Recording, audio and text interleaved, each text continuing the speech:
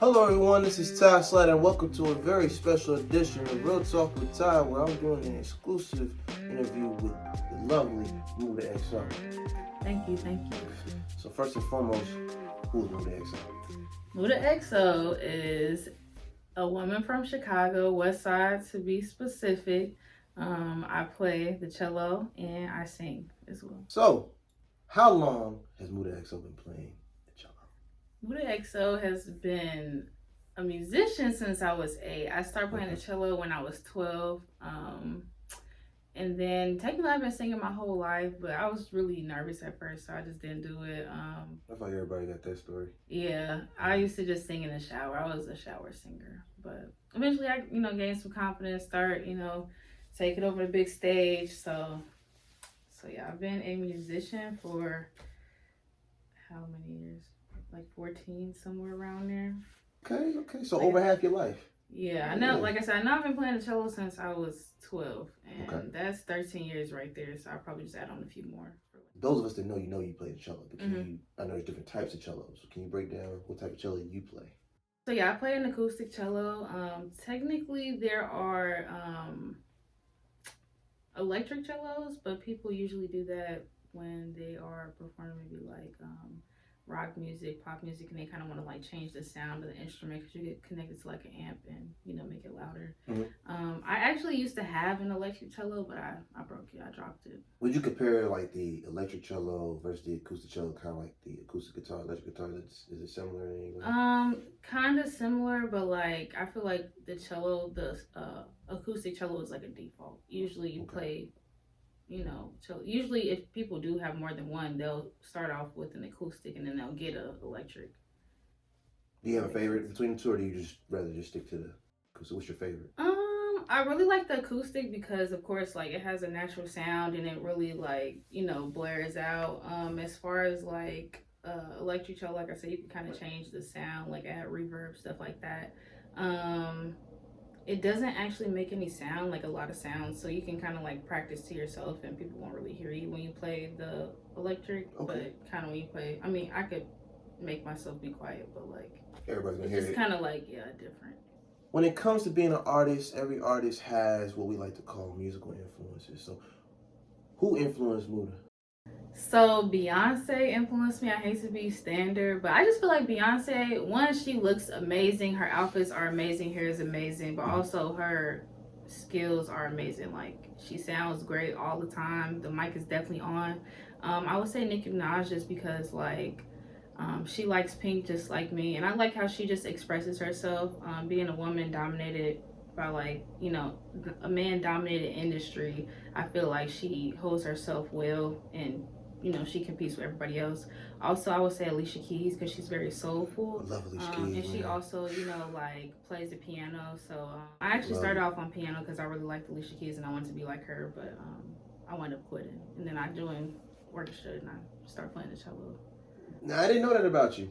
See, I'm learning something new in this interview too. Now, so piano, because everybody that usually plays an instrument usually starts with piano. Can you kind of explain what that experience was before you decided to leave it and what made you change? Yeah, so I enjoyed it at first. I studied piano at the Merit School of Music in Chicago, in West Loop community. And I don't know, I just feel like I really liked it at first, but it's just really repetitive. Like when you play the piano, when songs get more advanced, you're kind of just moving around more. As far as cello, like when you play an advanced piece, it's like you maybe change your sound quality. Like I feel like piano is kind of either like you play kind of long, you play kind of short. Like cello, you can kind of change the way that you sound depending on like the song.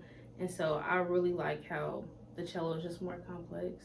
So that's why I quit. What would you describe Mooda's creative process when making a song? How do you decide what type of genre you want to put that song in, put this song in, and how do you start from the ground up? What's the foundation for Mooda? So first, actually, a friend of mine recommended that I journal. So, I mean, sometimes I'm happy, sometimes I'm not happy, but I try to like expand upon how I feel in that moment. And then also I create like a big list of just kind of like potential like song topics. Like, I don't know, one of my side pieces. I don't know, like I said, me having a fun time back home with my friends. That's kind of what inspired Windy City, and just kind of like adding. Y'all see how she slid the side piece in there real smooth? Okay, play it. Go ahead, play it. So yeah, I just figure out what I want to talk about, and then also I go in and I go on YouTube or just kind of like figure out like what is the vibe. Sometimes I just pick a song based off the vibe. Windy City, I didn't really have like a picture for that song. I just knew I wanted to do something more upbeat that was different from Not Meant to Be, and that's the song that I came up with. And I just, wanted to do something fun and light, something that people could dance to. So within that process, I found the beat. I kind of start writing to it. I'm like I said, I want to talk about me going out with my friends, my girls, like back home. And that's kind of how I came up with that. So first, I kind of catch a vibe, listen to the song, and then I kind of write to it. And let the beat speak to you. Yeah. I feel that. So back in the day before streaming and all the social media really became the leading wave of releasing music, when you had to put out singles, they had what we call the A side and the B side. And those who haven't heard Windy City yet, I'm sure you're going to hear that soon.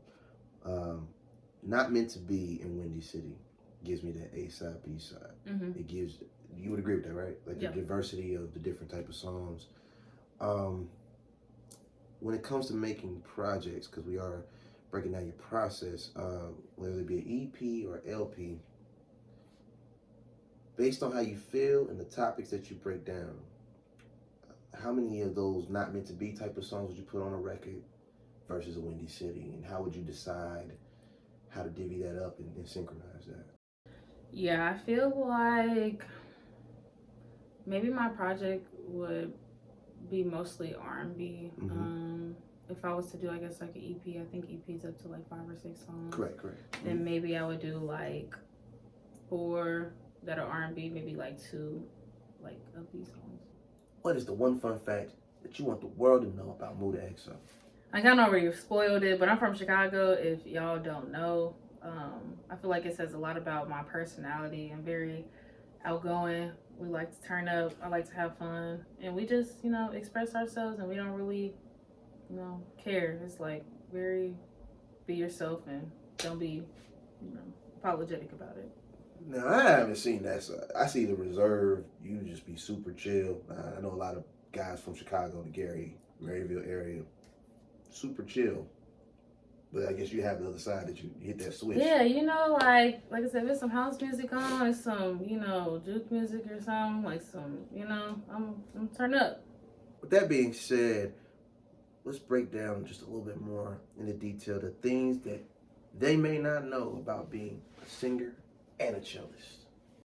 So what they may not know about being a singer, it's a lot of times I'm singing in my car. Like I look at a lot of opportunities to practice. Like I take a lot of time in the shower because I do my vocal warm-ups in the shower. One, I tried to drink tea before, but I feel like the steam, it just kind of helps your throat. Because it's still it's still a muscle, and you still want to make sure like things are lubricated. So I just personally do that. You don't have to. I drink a lot of tea because, like I said, my voice, gotta protect your voice.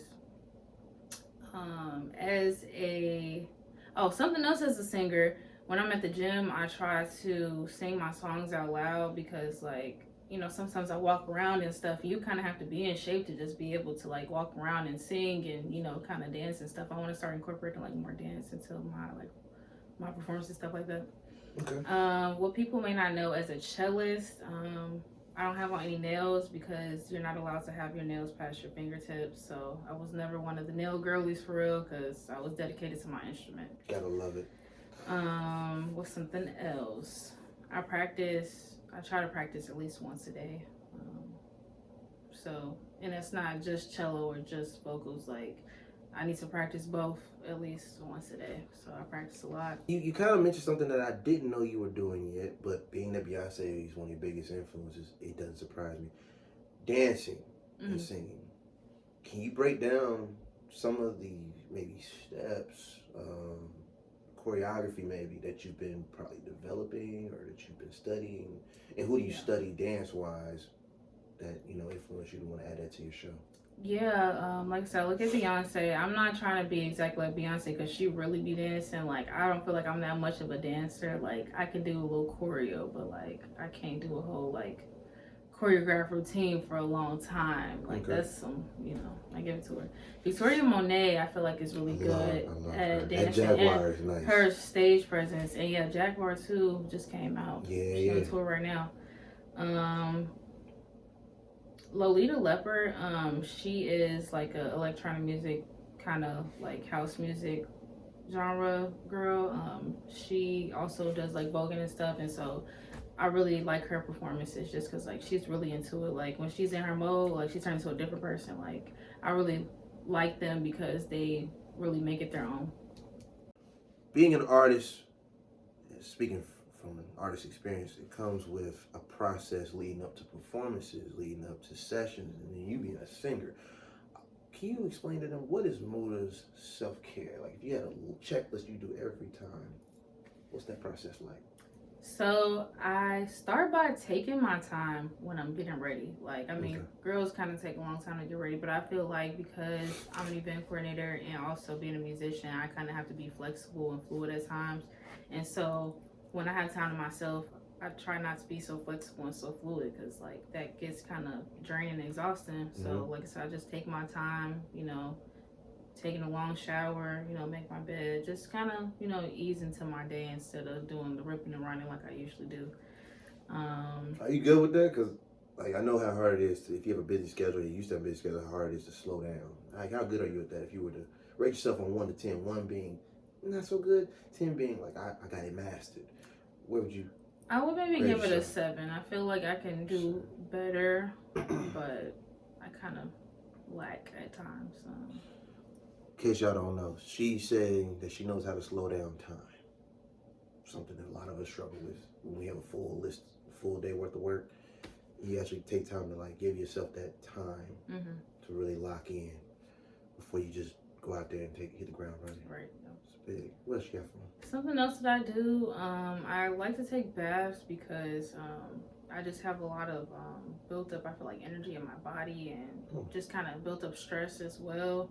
And then also playing the cello, like, you kind of got to sit on the edge of your chair. Well, you guys didn't know that, but you got to sit on the edge of your chair, have really good posture. So I feel like sitting like that for a while or just sitting at my desk for a while, I could just build up a lot of tension. So I try to take baths and try to like stretch and kind of massage things out. So,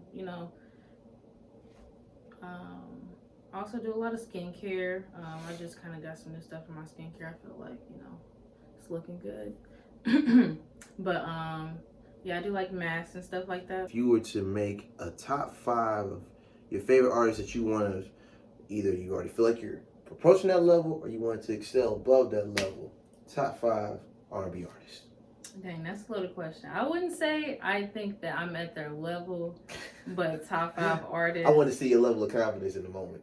I don't know. And then too, like I try to say, hopefully, like I'm like them, but I stand out enough that I'm just like myself.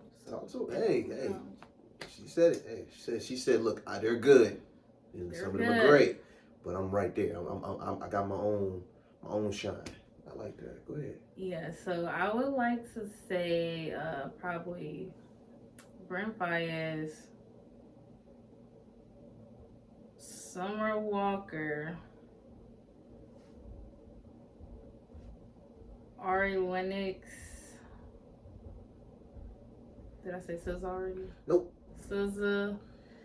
And I don't know who would be my top 1. I feel like it's people that's fighting for the number 1. If you had a tie, all right, we could do if you got honestly, 2 or 3. I honestly love SZA. Like, I would put her at the top. Well, you still need one more, though. You short one. You gave us, if correct me if I'm wrong, you gave us Brent Fayez, Summer Walker, Ari Lennox, SZA. You gave me 4. Frank Ocean. There we go. There's your 5. Okay, so Frank Ocean. Somebody who I feel in the last 5+ years has kind of been in the shadows.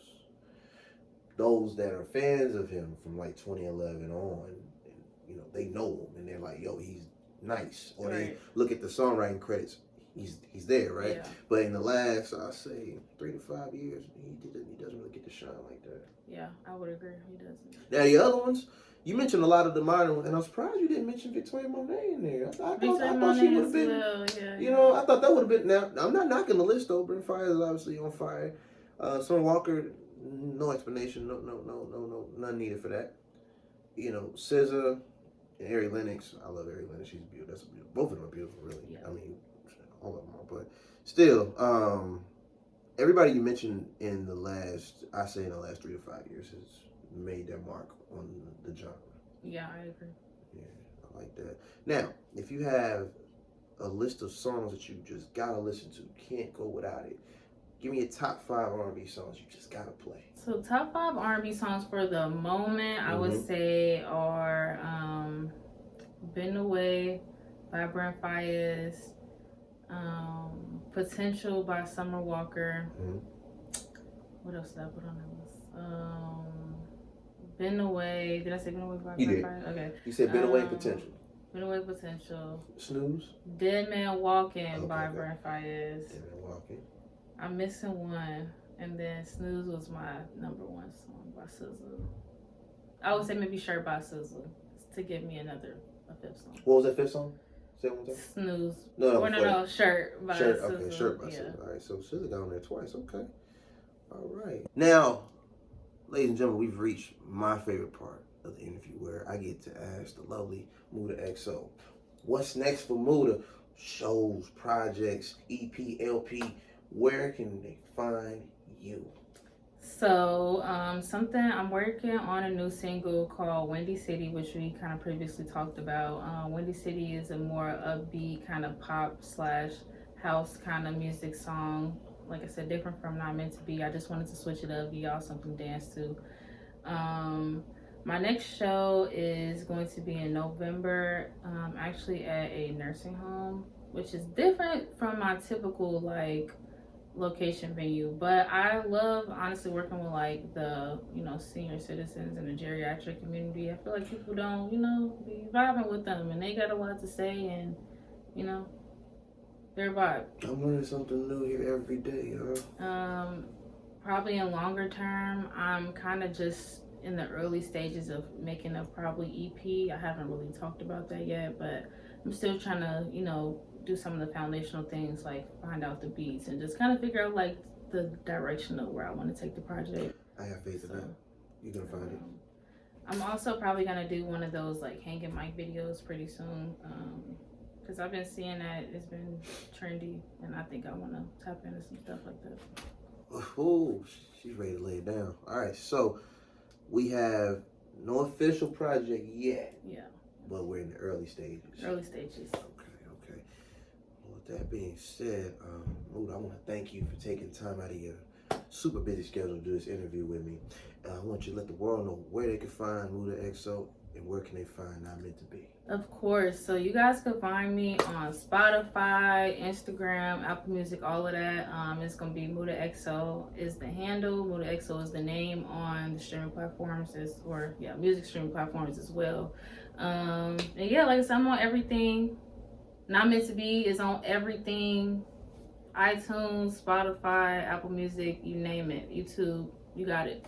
I'm sure you guys saw the link. We're going to definitely get that in there.